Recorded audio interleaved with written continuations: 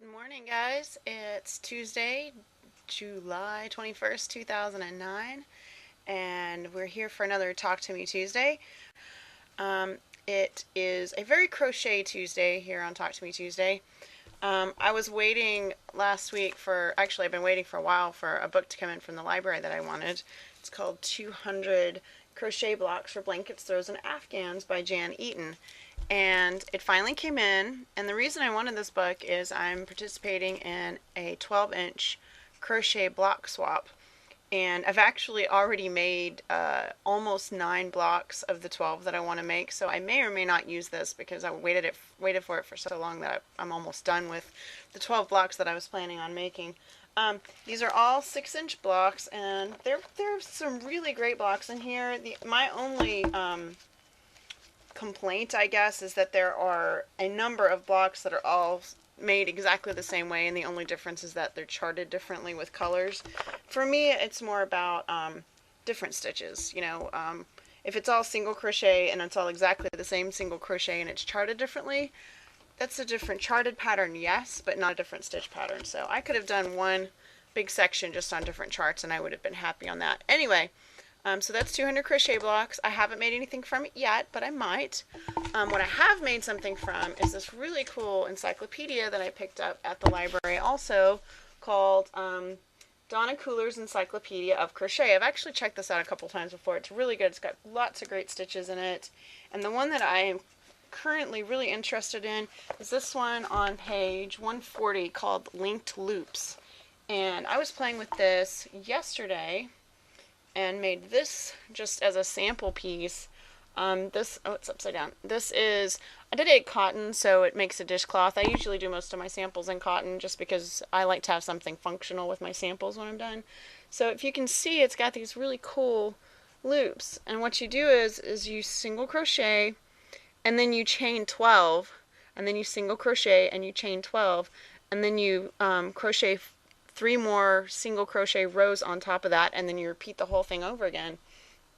And then when you're done, you chain these together, just like finger crochet them together basically up to the top, and then you attach them in your last round. And then I did an entire round of single crochet to make a nice little border. So I did that. That was my sample piece. But then I thought, wouldn't that be cool in a block? So I'm working on, this is just a granny square.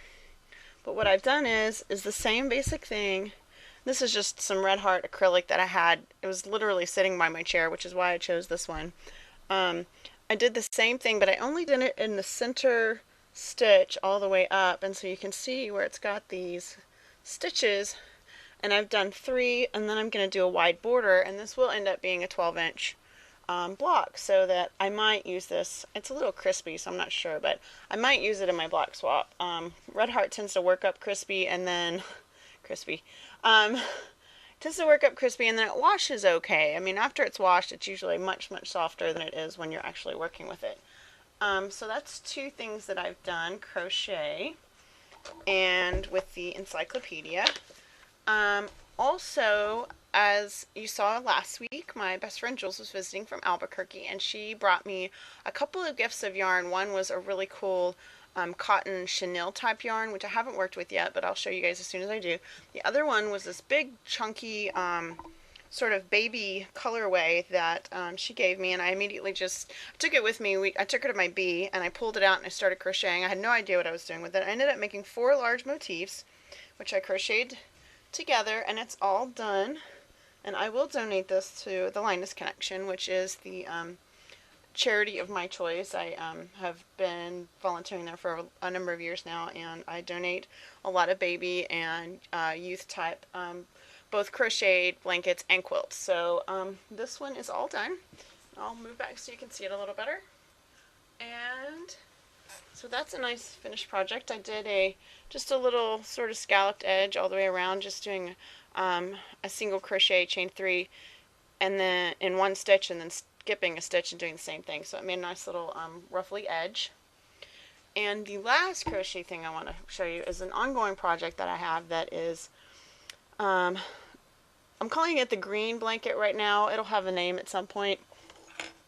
A number of years ago, a lady that I met through Linus gave me a handwritten pattern that was just something that she did occasionally, and she didn't have an actual pattern for it. It was just something that someone gave her or showed her how to do, and she wrote it down for me.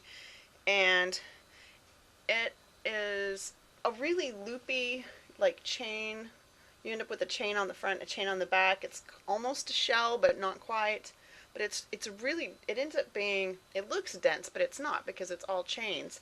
But what it does do is it eats up yarn like you would not believe. My original idea was to use up all my green yarn, and I keep using up my green yarn and buying more green yarn, and I'm still not done. So I'm just going to keep working on that, and if I finish it in time for the baby that I'm planning on giving it to, then great, and if not, then I'll come up with plan B. That's all of my crochet. On my agenda for this week is mostly sewing and paper piecing. I have a class on Saturday at the Honeybee Quilt Store in Austin, so I'll be teaching Saturday. And then I'm also on the Honeybee schedule for the fall, so if you're in Austin and you want to take a paper piecing class, I'll be teaching another class on November 15th. There may be another date, but there isn't quite yet, so if there's another date, I'll let you know as soon as I find out.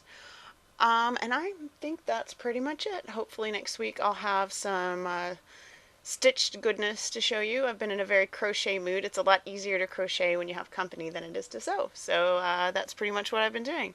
And I will talk to you guys later. Oh, and I hope you all enjoyed the Harry Potter movie. I had a great time dressed as Deadson's Deathly Hallows Tonks. We were very tired afterwards. I don't think we went to bed till 4:30 or 5 because of the midnight release, but it was a lot of fun. I really enjoyed the movie, and I am looking forward to seeing it again when it comes out in IMAX. And okay, for real, I will see you guys next week, and have a great week. Bye.